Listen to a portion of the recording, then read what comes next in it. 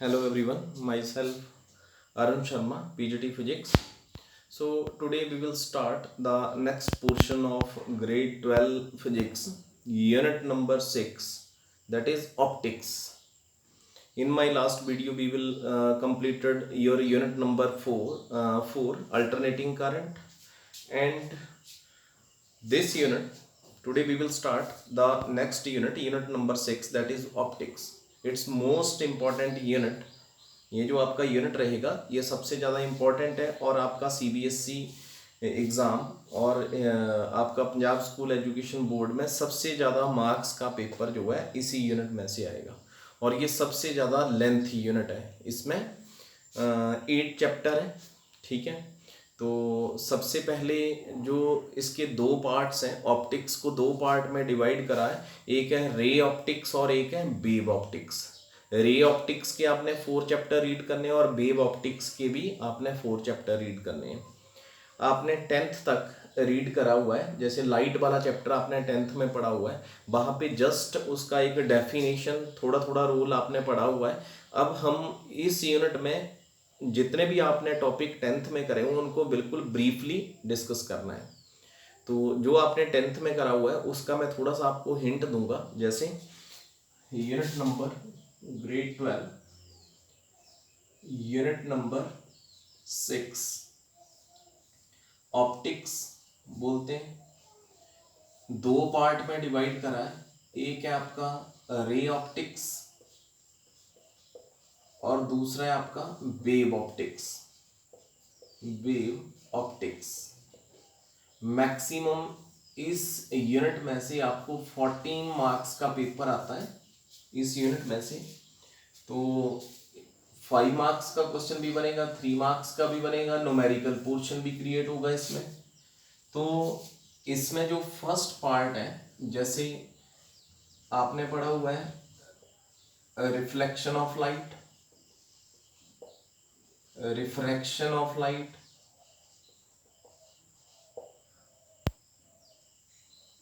Dispersion dispersion और optical instrument, ये आ जाएंगे जी आपके रे ऑप्टिक्स में।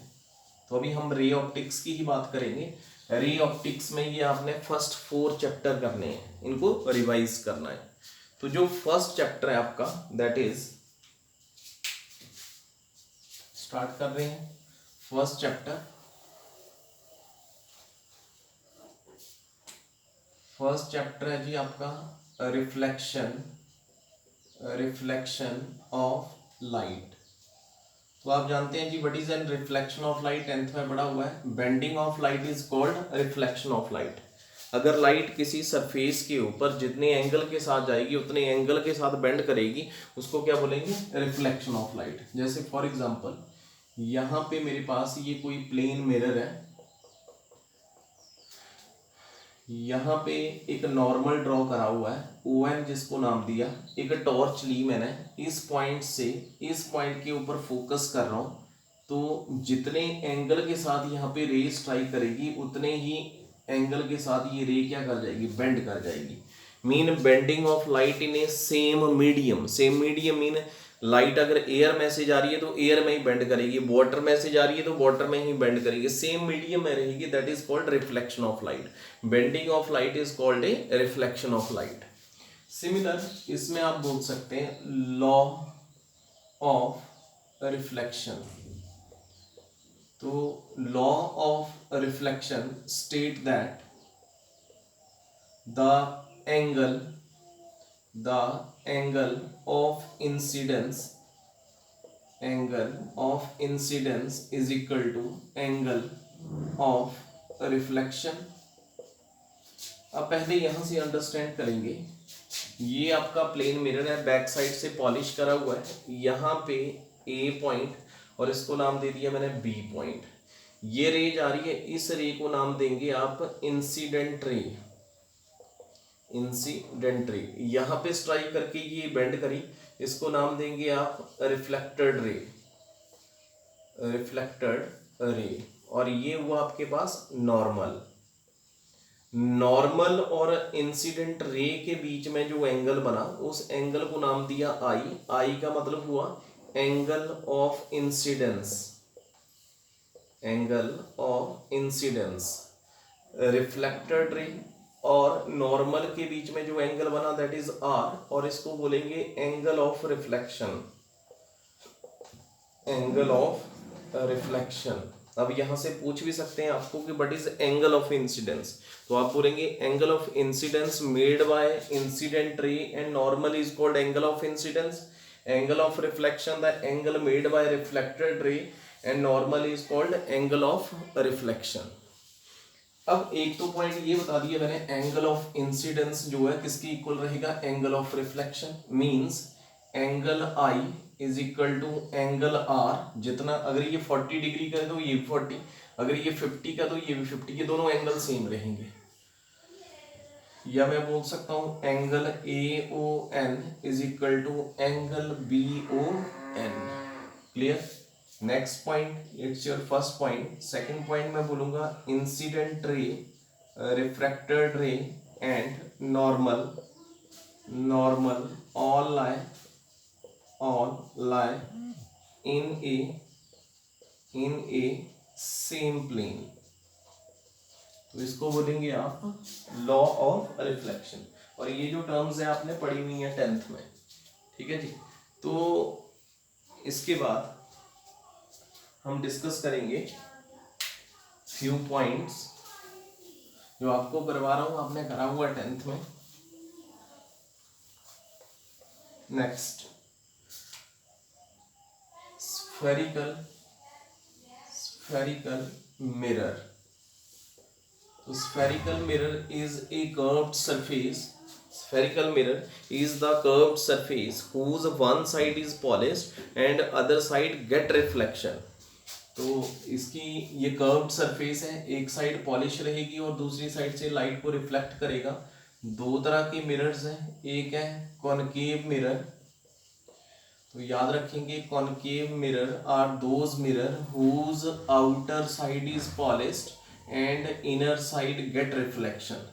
कॉनकेव मिरर वो मिरर है जिसकी बाहर वाली साइड पॉलिश करी हुई है और अंदर से लाइट को रिफ्लेक्ट करेगा। Second one is convex mirror. Convex mirror are those mirror whose inner side is polished and outer side get reflection। अंदर वाला साइड पॉलिश करा हुआ है और बाहर से लाइट को रिफ्लेक्ट करेगा। अब इसके बाद फ्यू डेफिनेशन, कुछ डेफिनेशन, ये सारा आपको 10th वाला ही बता रहा हूँ। Few definitions. सबसे पहली डेफिनेशन आती है इसमें प्रिंसिपल एक्सिस। अब प्रिंसिपल एक्सिस किसको बोलते हैं, जो लाइन इस मिरर को सेंटर से क्रॉस करती है उस लाइन को बोलेंगे आप principal axis. This line is called principal axis.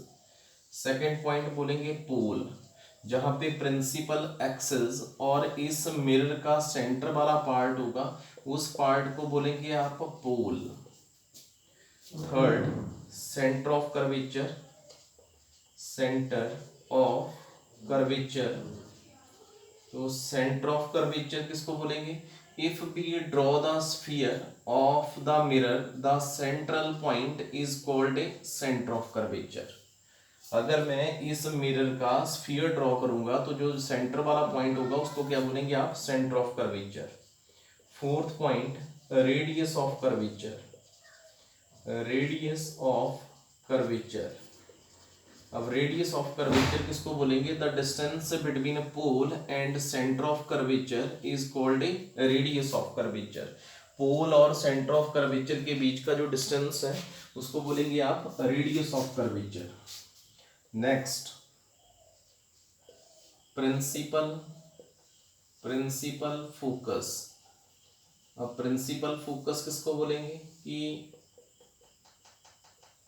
if incident ray parallel to the principal axis, reflected ray cut on the principal axis is called principal focus, and principal focus is denoted by capital F। clear। next, focal length, focal length। अब focal length किसको बोलेंगे? The distance between pole and principal focus is called a focal length and focal length is denoted by small F. याद रखना है, confuse नहीं होना है। Principal focus है कैपिटल एफ। रिफ्लेक्टेड रे जिस पॉइंट के ऊपर प्रिंसिपल एक्सिस को काटती है उस पॉइंट को बोलते हैं प्रिंसिपल फोकस, और principal focus F capital F के साथ डिनोट कर रहे हैं।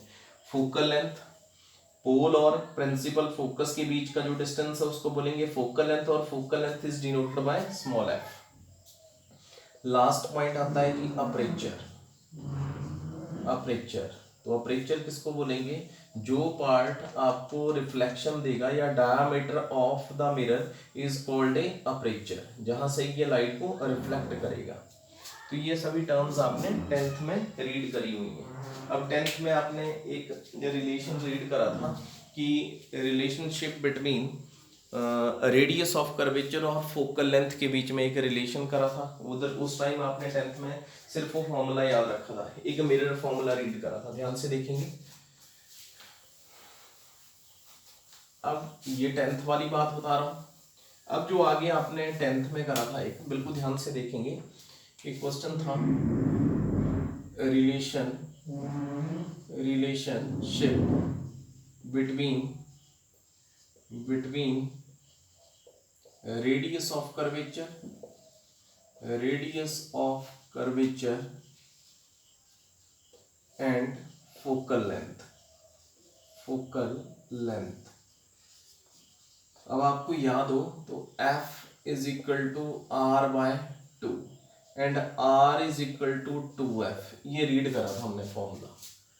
अब ग्रेड 12th में हमने इसको प्रूव करना है by a concave and convex mirror. 10th में हमारे को ये फॉर्मूला पता था, अब इसको प्रूव करेंगे। ये देखो, अब सबसे पहला काम हमारे को ये पता हो कि रेडियस ऑफ कर्वेचर बोलते किसको है। तो ये आपके पास इट्स योर कॉनकेव मिरर, ये कॉनकेव मिरर है, ठीक है जी। अगर मैंने इस कॉनकेव मिरर का स्फीयर ड्रॉ कर दिया, ये लाइन हुई प्रिंसिपल एक्सिस, इस पॉइंट को बोला मैंने पोल। अगर मैंने इसका स्फीयर ड्रॉ करा तो ये सेंटर वाला पॉइंट हुआ सेंटर ऑफ कर्वेचर। क्लियर? अब रेडियस ऑफ कर्वेचर किसको बोलेंगे? पोल और सेंटर ऑफ कर्वेचर के बीच का जो डिस्टेंस है इसको बोल दिया मैंने रेडियस ऑफ कर्वेचर। और दूसरा हुआ फोकल लेंथ। अब फोकल लेंथ किसको बोला? ये कॉनकेव मिरर है, ये प्रिंसिपल एक्सिस है, ये पोल है। इंसिडेंट रे, ये इंसिडेंट रे है जो कि प्रिंसिपल एक्सिस के पैरेलल है। अब पहले आपको रूल बता देता हूँ कि जो जब कभी भी आप रे डायग्राम ड्रॉ करते हो, ये देखो जी फर्स्ट रूल ये है कि अगर इंसिडेंट रे प्रिंसिपल एक्सिस के पैरेलल हो तो रिफ्लेक्टेड रे प्रिंसिपल एक्सिस को काटती है। ये फर्स्ट रूल है जी। रे डायग्राम का आपको नॉलेज होना चाहिए। सेकंड, इसका अपोजिट, अगर इंसिडेंट रे प्रिंसिपल फोकस को क्रॉस करती हुई इस मिरर के ऊपर स्ट्राइक करती है तो रिफ्लेक्टेड रे प्रिंसिपल एक्सिस के बिल्कुल पैरेलल चली जाती है। थर्ड रूल, अगर इंसिडेंट रे, ये आपका प्रिंसिपल फोकस, ये आपका सेंटर ऑफ कर्वेचर, अगर इंसिडेंट रे सेंटर ऑफ कर्वेचर को क्रॉस करती हुई मिरर के ऊपर स्ट्राइक करेगी तो सेम पाथ में रिट्रेस हो जाती है। फोर्थ रूल, ये रूल है जी, आपको याद रखना पड़ेगा। फोर्थ रूल ये था कि अगर इंसिडेंट रे पोल के ऊपर जितने एंगल के साथ स्ट्राइक करती है उतने ही एंगल के साथ बेंड कर जाती है, मीन ये दोनों एंगल सेम रहते हैं। तो ये 4 रूल है, आपको याद रखने पड़ेंगे जब कभी भी आप रे डायग्राम ड्रॉ करेंगे। जैसे हमने अब रिलेशन प्रूव करना है तो इसके लिए भी हमारे को इन रूल्स का नॉलेज होना जरूरी है और आपने ये पढ़ा हुआ है। देखेंगे जी, अब हम बात कर रहे थे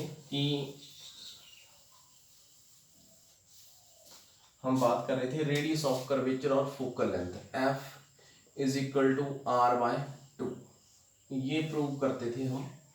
तो एक तो बता दिया मैंने, रेडियस ऑफ कर्वेचर किसको बोला? पोल और सेंटर ऑफ कर्वेचर के बीच का जो डिस्टेंस है उसको बोल दिया रेडियस ऑफ कर्वेचर। और दूसरा फोकल लेंथ किसको बोला, अगर इंसिडेंट रे प्रिंसिपल एक्सिस के पैरेलल आई मिरर के ऊपर स्ट्राइक करी तो ये प्रिंसिपल फोकस और पोल के बीच का जो डिस्टेंस है उसको बोल देंगे फोकल लेंथ, और फोकल लेंथ निकालेंगे स्मॉल एफ में। अब मैंने ये स्मॉल एफ और ये कैपिटल आर के बीच में रिलेशन प्रूव करना है। पहले एक कनकेव के अकॉर्डिंग करेंगे, फिर कॉन्वेक्स के। तो पहले तो आपको डायग्राम अंडरस्टैंड करना पड़ेगा। पहले प्रूव कर रहा हूं in case of A concave mirror के अकॉर्डिंग। ये आपके पास concave mirror are those mirror whose outer side is polished, principal axis this point pole। अब यहाँ से इंसिडेंट रे जा रही है, प्रिंसिपल मिरर के ऊपर स्ट्राइक करी और इसने प्रिंसिपल फोकस को काटा, और ये बना दिया मैंने इसका सेंटर ऑफ कर्वेचर। इस पॉइंट को नाम दूंगा ए, और यहाँ से नॉर्मल ड्रॉ करा जिसको नाम दिया एन। अब ये पी से लेके एन तक पड़ा हुआ है। पोल और प्रिंसिपल फोकस के बीच का जो डिस्टेंस है उसको बोलेंगे फोकल लेंथ। पोल और सेंटर ऑफ कर्वेचर के बीच का जो डिस्टेंस है उसको बोलेंगे रेडियस ऑफ कर्वेचर। अब ये जो एंगल है, ये एंगल कंसीडर कर लिया थीटा, और ये एंगल नेचुरली बड़ा रहेगा, इसको बोल दिया मैंने 2 थीटा। आप यहाँ पे खड़े हैं और इस पॉइंट को ऑब्जर्व कर रहे हैं, तो आपकी गर्दन के बीच का जो एंगल है वो थीटा। जैसे जैसे आप बेस के ऊपर बढ़ते गए तो आपकी गर्दन का एंगल इंक्रीज करता जाएगा। It mean this angle is 2 theta. Prove क्या करेंगे, F is equal to R by 2। किसके, कौन से मिरर के अकॉर्डिंग प्रूव कर रहा हूं, बाय ए कॉनकेव मिरर। तो जब हम कॉनकेव मिरर के अकॉर्डिंग इसको प्रूव करेंगे तो फर्स्ट ऑफ ऑल मैंने यहाँ से ट्राइंगल कंसीडर करा, ट्राइंगल ए एन सी।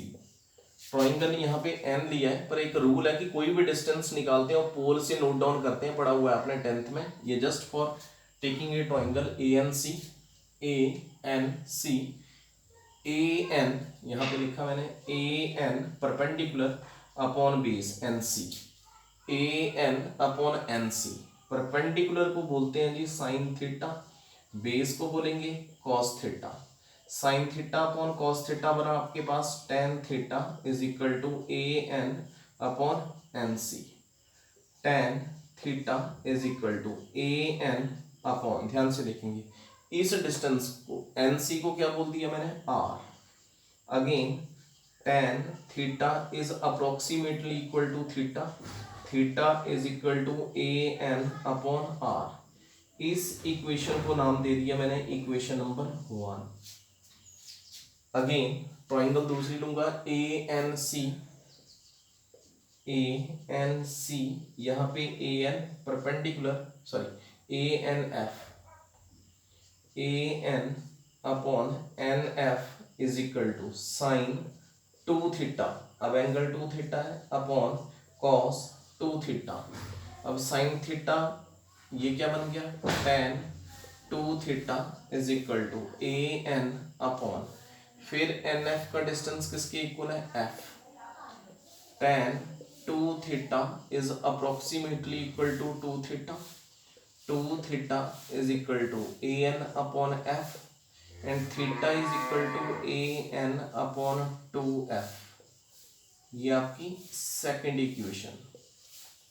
अब क्या करेंगे, from equation 1 and 2, from equation 1 and 2 we get, first है theta is equal to A N upon R, that is equal to theta is equal to A N upon 2f।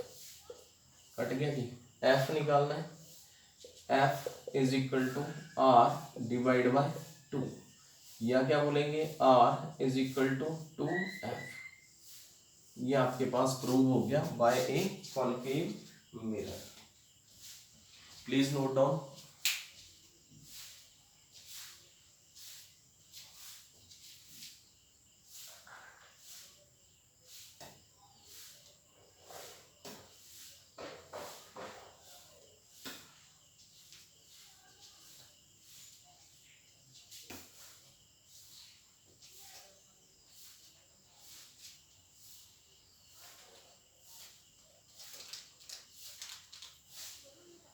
Note down करना है जी, wait कर रहा हूँ मैं।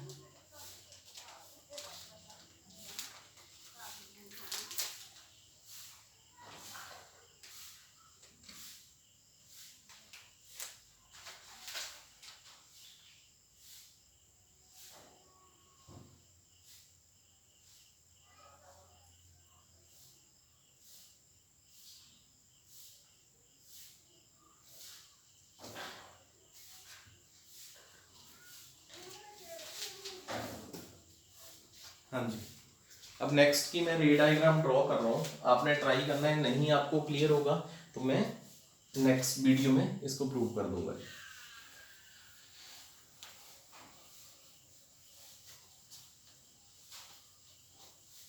Next यहां पे आ जाएगा for a convex mirror. Convex mirror आपने पढ़ा हुआ है, convex mirror are those mirror whose inner side is polished and outer side get reflection।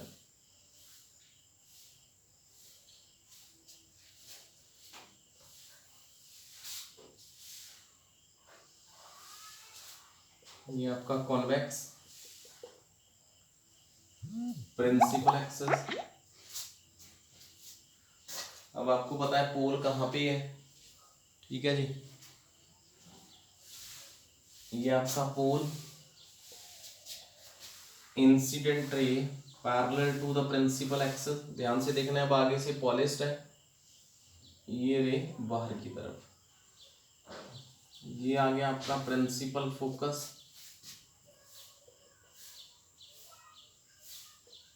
और ये आ गया आपके पास सेंटर ऑफ कर्वेचर। इस पॉइंट को सिमिलर पॉइंट लिख रहा हूं ताकि आपको कंफ्यूजन ना हो। ये परपेंडिकुलर ड्रॉ करा एन, ये एंगल थीटा और ये एंगल 2 थीटा, ये डिस्टेंस हुआ एफ फोकल लेंथ और ये डिस्टेंस हुआ आर। अगेन आपने क्या करना है, पहली बार ड्राइंग कर लेंगे A N C, again perpendicular upon base, फिर A N F, similar result आएगा। ट्राई करेंगे, नहीं क्लियर होगा फिर से कर लेंगे।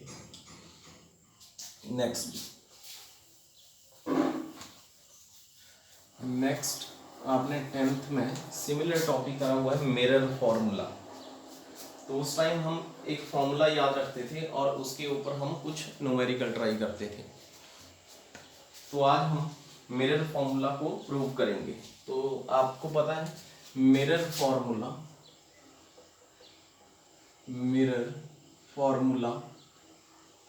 is the relationship between object, image and focal length। Mean mirror formula था 1/u plus 1/b is equal to 1/f। u for object, b for image and f for focal length। तो इसको भी हमने प्रूव करना है concave mirror के लिए। पहले सिमिलर आप कॉन्वेक्स के लिए अपने आप ट्राई करेंगे। तो ये आपके पास कॉनकेव मिरर बैक साइड से पॉलिश करा हुआ है, प्रिंसिपल एक्सिस, ये पॉइंट पोल, यहाँ पे मैंने ऑब्जेक्ट लिया। डायग्राम आपको क्लियर हो, अगर डायग्राम जो आपकी ये ऑप्टिक्स वाला चैप्टर है इसमें आपको अगर डायग्राम क्लियर है तो आपकी डेरिवेशन भी क्लियर है। अगर डायग्राम आपको क्लियर नहीं हुई तो डेरिवेशन नहीं आएगी।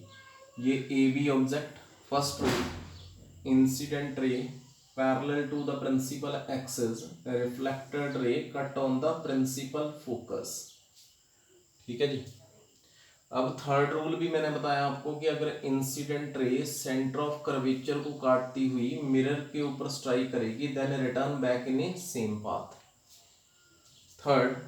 फोर्थ रूल, अगर इंसिडेंट रे जा रही है पोल के ऊपर स्ट्राइक करी, जितने एंगल के साथ स्ट्राइक करी उतने ही एंगल के साथ रिफ्लेक्ट कर गई। तो जहां पे ये तीनों रिफ्लेक्टेड रे आपस में मीट कर रही हैं वहां पे इमेज बना ए डैश बी डैश।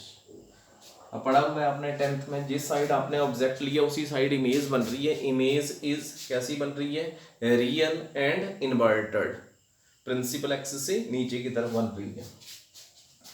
इस पॉइंट को नाम दे दिया ए, और यहां से नॉर्मल ड्रॉ करा, नॉर्मल को नाम दे दिया मैंने एन। अब ये आपके पास ऑब्जेक्ट यू, यहाँ पे इमेज बन रही है बी, और ये आपकी एफ तक, ये आपकी फोकल लेंथ एफ। तो ये आपके पास डायग्राम है जी। अब फर्स्ट ऑफ ऑल यहाँ पे ट्रायंगल लूंगा, A N F A dash B dash F. यहाँ पे A N F and A dash B dash F.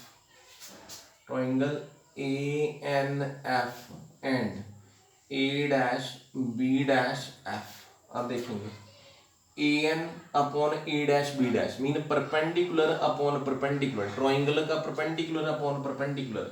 क्या लिखा मैंने, सॉरी इसको ई बोल दो, दोनों पॉइंट सेम हो जाएंगे जी। ई एन एफ, यहाँ पे आ गया E N perpendicular upon perpendicular, E N perpendicular upon perpendicular is equal to base N F upon A dash F. Perpendicular upon perpendicular base N F upon A dash F. Clear. अब देखो जितना distance E N का है उतने distance A B का है। अगर ये 4 है तो ये भी 4 है, तो मैं यहाँ पे लिखूंगा E N is equal to A B. Clear. अब आपने पढ़ा हुआ है एन एफ, कोई भी डिस्टेंस नोट डाउन करते हैं पोल से, तो एन की जगह मैंने लगा दिया पी। अब यहां से मैंने ए डैश एफ, ये डिस्टेंस निकालना है ए डैश एफ, तो क्या लिखूंगा P A dash minus P F. क्या लिखूंगा P A dash minus P F. ये तीनों का वैल्यू इसी इक्वेशन में, ई एन किसके इक्वल आया A B upon A dash B dash is equal to P F upon P A dash minus P F. इसको नाम दे दिए इक्वेशन नंबर 1। क्लियर। आगे triangle A B P A dash B dash P, triangle A B P and A dash B dash P. Again A B perpendicular upon perpendicular is equal to base P A upon P A dash. A B upon A dash B dash, अब base क्या है P A upon P A dash. इसको नाम दे दिए equation number 2। From 1 and 2, from 1 and 2 दोनों को compare करेंगे। A B upon A dash B dash is equal to P F upon P A dash minus P F is equal to A B upon A dash B dash is equal to P A upon P A dash. A B cancel हो गया जी। अब मेरे पास है P F upon P A dash minus P F is equal to P A upon P A dash. अब value put करना है जी आपने। अब पी एफ, ये देखो रूल पड़ा हुआ है, जिस साइड को कोई पहला रूल था कोई भी डिस्टेंस नोट डाउन करेंगे पोल से, जिस साइड को इंसिडेंट रे जा रही है उसके अगर उस साइड को डिस्टेंस निकालते हैं तो पॉजिटिव, अगर उसके अपोजिट निकालते हैं तो नेगेटिव। ये देखो सभी तीनों यू भी इधर को है, बी भी इधर को है, एफ भी इधर को है, तो तीनों इंसिडेंट रे के अपोजिट है, तो तीनों का वैल्यू किस में आएगा नेगेटिव में। पहले है पी एफ किस में आएगा माइनस में, माइनस एफ अपॉन आगे है पी ए डैश किसके इक्वल है बी माइनस बी, आगे again minus F is equal to again P A किसके इक्वल है U mean minus U upon P A dash minus B. ये minus के साथ माइनस कट गया, यहाँ पे देखेंगे minus F upon minus B plus F is equal to U upon B. यहाँ से माइनस कॉमन ले लेंगे जी, तो यहाँ पे क्या आ जाएगा माइनस, मीन माइनस के साथ माइनस कट गया, F upon B minus F is equal to U upon B. Cross multiply करेंगे, यहाँ पे क्या आ जाएगा एफ बी या B F is equal to U B minus U F, dividing both side by U B F upon U B F upon U B F B F cut गया, U B cut गया, U U F F, यहाँ पे रहा 1/u is equal to, यहाँ पे रहा 1/f minus 1/b, ये term left hand side आ गया 1/u plus 1/b is equal to 1/f। तो ये हमने मिरर फॉर्मूले को प्रूव कर दिया। पॉज करके देख सकते हैं, बहुत टाइम लगा के मैंने इसको करवाया कि कैसे कैसे आपने स्टेप बाय स्टेप निकाल रहे हैं। तो नेक्स्ट वीडियो में हम एक तो relation f is equal to r/2 एक हम कॉन्वेक्स के साथ करेंगे, और सिमिलर मिरर फॉर्मूला हमने अगेन कॉन्वेक्स के साथ करना है। तो इसको ट्राई करेंगे, अगर कोई कन्फ्यूजन होगा तो पूछ सकते हैं। Thank you.